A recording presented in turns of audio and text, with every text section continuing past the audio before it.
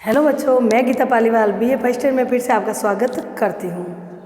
कल हमने पढ़ा था स्वतंत्रता की अवधारणा। आज हम पढ़ेंगे स्वतंत्रता के विभिन्न रूप या विविध रूप कह सकते हैं, उनके प्रकार कह सकते हैं, यानी स्वतंत्रता के कितने रूप हैं या कितने प्रकार की होती है। ये सब स्वतंत्रता हर देश को देनी ही चाहिए, जो जनता को देने के लिए अधिकार है। ठीक है ना बच्चों? तो आज हम पढ़ेंगे स्वतंत्रता के विविध रूप। इसमें पहला पॉइंट है प्राथमिक स्वतंत्रता। प्राथमिक स्वतंत्रता यानी जो प्रकृति ने दिया है, प्रकृति ने दिया है, वो स्वतंत्रता लोगों को मिलनी ही चाहिए। प्रकृति के अनुसार व्यक्ति कहीं भी जा सकता है, कहीं भी घूम सकता है, आदि मानव की तरह। जैसे प्रकृति ने जो आने जाने की सुविधा, वो सारी प्रकृति के अनुसार वो दे सकता है। सांस लेने के अधिकार, जीवन जीने का अधिकार, प्राकृतिक अधिकार देना चाहिए। लेकिन कुछ बातों के लिए लोकतंत्र में बाधित किया जाता है कि जैसे बड़े बड़े जंगल है, उसमें खतरनाक जानवर है, तो वहाँ उनको नहीं जाने दिया जा सकता है। लेकिन प्राथमिक यानी प्राकृतिक स्वतंत्रता, जो सांस लेने की स्वतंत्रता, जीवन जीने की स्वतंत्रता, ये हर देश को देनी पड़ती है। और ये भी एक प्रकृति का रूप है या स्वतंत्रता का रूप है, जो प्राथमिक स्वतंत्रता या फिर प्राकृतिक स्वतंत्रता हर व्यक्ति को देनी चाहिए। दूसरा पॉइंट बताया है व्यक्तिगत स्वतंत्रता, यानी दूसरा रूप व्यक्तिगत स्वतंत्रता है कि व्यक्ति के पर्सनल व्यक्तिगत खान पान, रहन सहन, वो सब बातें, और हर देश में जो भी व्यक्ति रहता है उनको व्यक्तिगत स्वतंत्रता होनी चाहिए। उनके पर्सनल जो भी लाइफ है, दैनिक स्वतंत्रता जो भी घर पे करता है, बाहर करता है, उनके पर्सनल जो स्वतंत्रता है उस हर देश को देनी चाहिए। तो व्यक्ति का व्यक्तिगत यानी खुद की स्वतंत्रता, खुद के, ये तो सबको, जैसे सामाजिक स्वतंत्रता, संविधानों के, ये शिक्षा की स्वतंत्रता, ये सब दी जाती है, आर्थिक स्वतंत्रता। लेकिन व्यक्तिगत खुद के व्यक्तित्व के विकास के लिए जो स्वतंत्रता दी जाती है, वो भी हर देश को देनी चाहिए। तो दूसरा रूप है व्यक्तिगत स्वतंत्रता। तीसरा है नागरिक स्वतंत्रता। नागरिक, उस देश का नागरिक होना बहुत ही जरूरी है। जब उस देश का नागरिक होगा तभी वो दूसरे कार्य में भाग ले सकते हैं। वो वोट दे सकता है, वो कमियां निकाल सकता है सरकार में। तो नागरिक स्वतंत्रता होगी तो वो खंडन कर सकता है उस देश के सरकार का, या फिर उस देश में रहने का वो कानूनी दावेदार हो सकता है। तो इसलिए नागरिक स्वतंत्रता बहुत ही ज़रूरी है। उस देश का नागरिकता प्राप्त करना वो बहुत ही ज़रूरी है। तो वो नागरिक स्वतंत्रता हर देश में, कहने का मतलब होना चाहिए, जो हर देश में है। नागरिक स्वतंत्रता का अलग अलग रूप है। नागरिक तो सारी द्वारा नागरिकता प्राप्त की जा सकती है। एक गोद लेकर प्रथा, एक जन्म के आधार पर ली जा सकती है। तो ये नागरिकता, उस देश की नागरिकता प्राप्त करने के बाद स्वतंत्रता मिलती है। तो ये नागरिक स्वतंत्रता कहने का मतलब रूप है कि नागरिक स्वतंत्रता सबको मिलनी चाहिए। चौथा पॉइंट है राजनीतिक स्वतंत्रता। ये तो राजनीतिक स्वतंत्रता हो तो जरूरी है, जो वर्तमान लोकतंत्र में बहुत ही जरूरी है। इसमें वोट देने का अधिकार, वोटों में खड़े होने का अधिकार, योग्यता के अनुसार अपना पद पाने का अधिकार, जिस देश में होगा वही वो पद पा सकता है। तो ये राजनीतिक स्वतंत्रता बहुत ही ज़रूरी है। राजनीतिक में गोष्ठियाँ बनाने की स्वतंत्रता, आंदोलन करने की स्वतंत्रता, सरकार के कमियां निकालने की स्वतंत्रता, ये सब राजनीतिक स्वतंत्रता में आएगी। तो ये स्वतंत्रता का भी एक रूप है कि राजनीतिक स्वतंत्रता हर देश में होना चाहिए। व्यक्ति द्वारा जब शासन को चुना जाता है उसको कहते हैं लोकतंत्र, लोगों का शासन।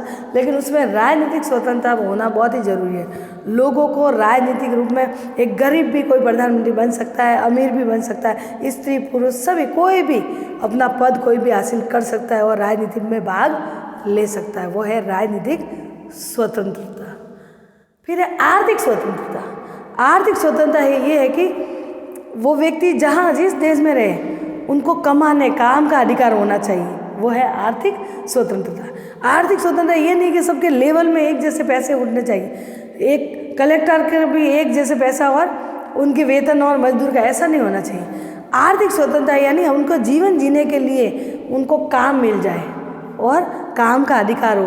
काम नहीं मिले तो सरकार उनको किसी बेरोजगार नहीं रखे, बेरोजगार भत्ता दे। तो आर्थिक स्वतंत्रता हर देश में होनी चाहिए। ये भी एक स्वतंत्रता के विविध रूप में आर्थिक स्वतंत्रता आता है। तो कहने का मतलब आर्थिक स्वतंत्रता हर किसी को मिलनी चाहिए। छठा है राष्ट्रीय स्वतंत्रता। राष्ट्रीय स्वतंत्रता देश में रहने के लिए हर चीज़ को यूज करना। राष्ट्रीय स्वतंत्रता उस देश का निवासी है, मैं भारत का वासी हूँ, तो राष्ट्रीय स्वतंत्रता में राष्ट्र में जो कार्य रहे उसमें सब में भाग ले, तो इसमें राष्ट्रीय स्वतंत्रता होगी तो ये सारी स्वतंत्रता बरकरार रहेगी। तो हर देश में राष्ट्रीय स्वतंत्रता बहुत ही जरूरी है। देश उनको स्वतंत्रता प्रदान करेगा वहाँ संविधान, जहाँ संविधान होगा, लिखित संविधान होगा, तो उनको ये सारे राष्ट्रीय स्वतंत्रता मिलनी चाहिए। तो संविधान में लिखी होता है मौलिक अधिकार, नीति निर्देशक तो ऐसा नहीं कि सिर्फ अधिकार ही मिले, हमें कर्तव्य भी निभाना पड़ेगा। तो ये है राष्ट्रीय स्वतंत्रता में, राष्ट्र में जो हमें अधिकार मिलते हैं वो हर किसी को मिलने चाहिए, उसको कहते हैं राष्ट्रीय स्वतंत्रता। यानी मौलिक अधिकार मिल जाए उस व्यक्ति को, मौलिक कर्तव्य, नीति निर्देशक तत्व भी आ जाते हैं उसमें। राष्ट्र में जो भी आने जाने के, शिक्षा का अधिकार, स्वास्थ्य का अधिकार, नौकरी पाने का अधिकार, वो सारे राष्ट्रीय स्वतंत्रता में आ जाएंगे। तो राष्ट्रीय जहाँ स्वतंत्रता है वहाँ ये सारी स्वतंत्रता इर्द गिर्द घूमेगी। सातवां है नैतिक स्वतंत्रता। नैतिक स्वतंत्रता, नैतिकता, व्यावहारिक स्वतंत्रता। नैतिकता के अंतर उनके भावनाओं को लेकर, उनके अंदर में क्या वो चाहता है, धर्म, जाति, लिंग, वो सब अपने खुद के ऊपर वो नैतिक स्वतंत्रता भी मिलनी चाहिए। उनको पूजा करने का अधिकार, धर्म कोई भी अपनाने का अधिकार, ये सब नैतिकता। धर्म निरपेक्ष वो तो अलग, बहुत सारे धर्म के लोग रहते हैं, जैसे भारत में धर्म निरपेक्षता का अधिकार है। धर्म निरपेक्ष बहुत सारे धर्म हैं, उनको फिर बाद में आपस में धर्म के, कोई कहे मेरा ऊपर धर्म, वो कह रहे हैं कि मेरा, इसलिए राज्य का कोई धर्म नहीं होगा और सभी धर्म समान माना जाएगा, वो है धर्म निरपेक्ष। लेकिन यहाँ नैतिक स्वतंत्रता किसी जगह पे नहीं मिलता, धर्म निरपेक्ष नहीं है। कई दो धर्म में तो धर्म निरपेक्ष नहीं है, कहीं पे धर्म निरपेक्ष, ये पाकिस्तान में धर्म निरपेक्ष है भी नहीं। तो कहना बोला वहाँ नैतिक स्वतंत्रता मिलनी चाहिए, अपने पर्सनल धर्म अपनाने का, पूजा करने का, अपने क्या कहते हैं जो समाज में रीति रिवाज है वो अपनाने का, प्राथमिकता अपनाने का, ये सब बातें उनको नैतिकता में आएगी। तो नैतिक स्वतंत्रता को भी व्यक्ति को मिलना चाहिए। तो ये हुए स्वतंत्रता के विभिन्न रूप, 7 रूप। ये सब हर देश में, जैसे हमारे यहाँ अधिकारों का है, जैसे संविधान में मौलिक अधिकार 6 दिए, तो 6 के 6 अधिकार हर व्यक्ति को मिलने चाहिए। लेकिन ये है स्वतंत्रता। तो स्वतंत्रता, इसमें बहुत सारी स्वतंत्रता भारत में मिली हुई है। नैतिकता कुल मिला के सभी मिली हुई है, व्यक्तिगत स्वतंत्रता, गरिमा की स्वतंत्रता, बहुत सारी हमारी स्वतंत्रता है, लेकिन इसके रूप अलग अलग है। इसमें हर देश कोई भी अपना सकता है, कोई आर्थिक दे सकता है, कोई राष्ट्रीय तो देगा ही, बाकी कुछ दे सकता है, कोई नहीं भी दे सकता है, क्योंकि व्यक्ति का ध्यान रखते हुए, व्यक्ति की हिफाजत, उनकी रक्षा के हिफाजत करते हुए उनको स्वतंत्रता मिलेगी।